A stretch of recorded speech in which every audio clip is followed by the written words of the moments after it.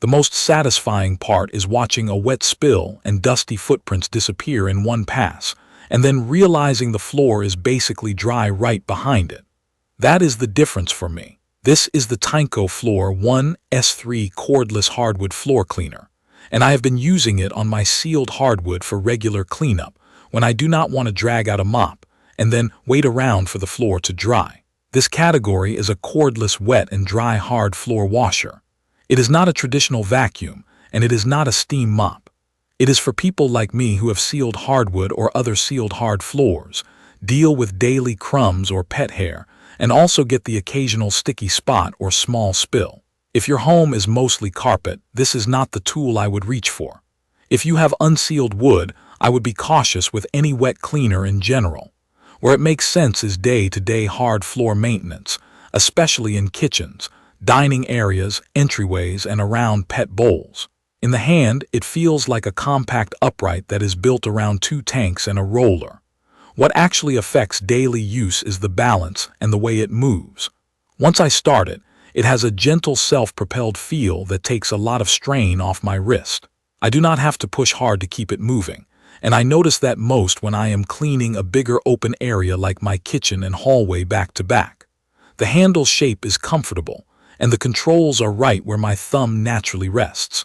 I also like that the tanks are easy to remove without feeling like I am going to spill them.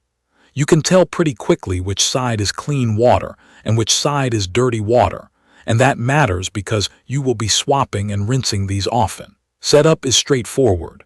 I fill the clean water tank to the fill line, and when I want a deeper clean, I add the recommended solution amount. For quick maintenance, plain water has worked fine for me, especially if I am just picking up dust and light footprints. After the tank clicks back in, I lean the unit back until it locks into cleaning position.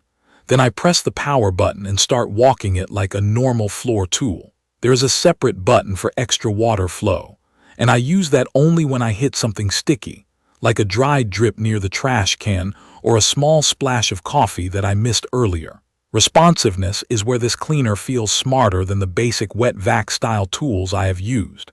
It has a sensor system that reacts when the floor gets messier.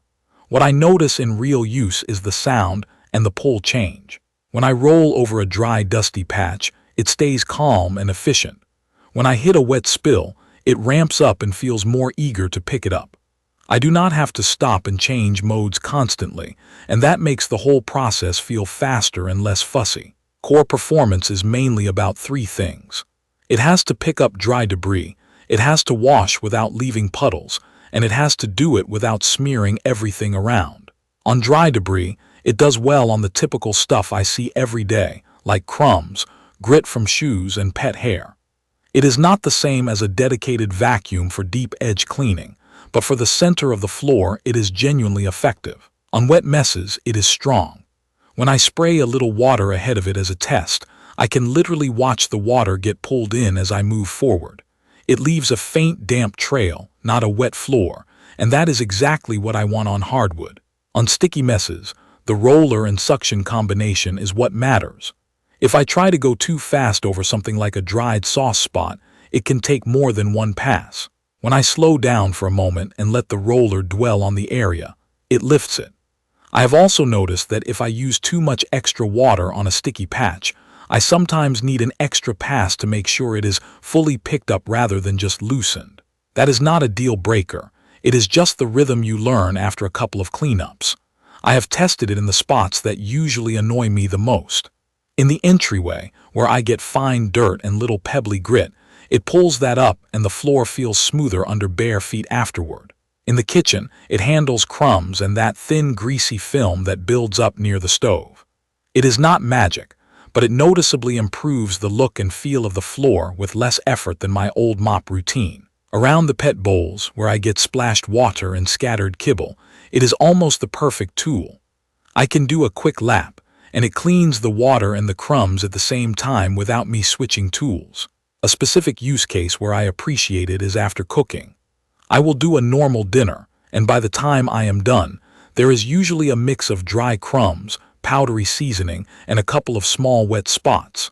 With this, I can clean that whole area in a few minutes, and I am not left with a soaking wet floor.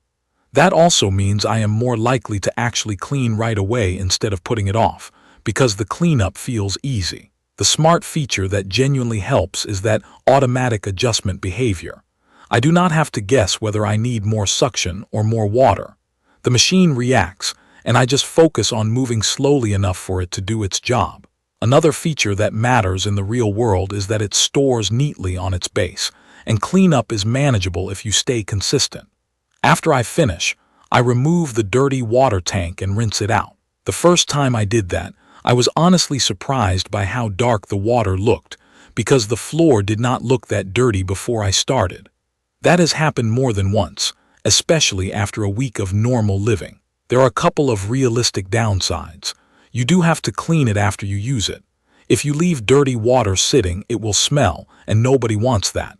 I rinse the tanks and let them air dry, and I also check the roller for hair. If you have long hair in the house, it can wrap around the roller over time, and you will want to pull that off so it stays performing well. Edge cleaning is decent, but it is not perfect right up against every baseboard, so I still do occasional touch-ups in tight corners. Battery life has been enough for my routine. I get up to about 35 minutes depending on how messy the floor is and how much extra water I use, and that covers my main level. If you have a much larger space, you might need to plan your cleaning or recharge between sessions.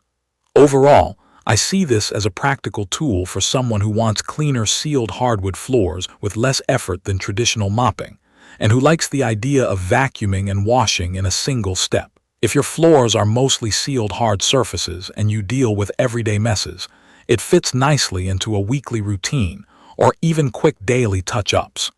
If you want a zero-maintenance tool that you can put away dirty and forget about, this is not that, because it works best when you rinse and reset it each time. But if you are okay with that small bit of upkeep, the results are consistently good, and the experience feels smooth and efficient. I will leave all the information about the Tineco Floor 1 S3 Cordless Hardwood Floor Cleaner in the comments. I hope to see you again in the following videos.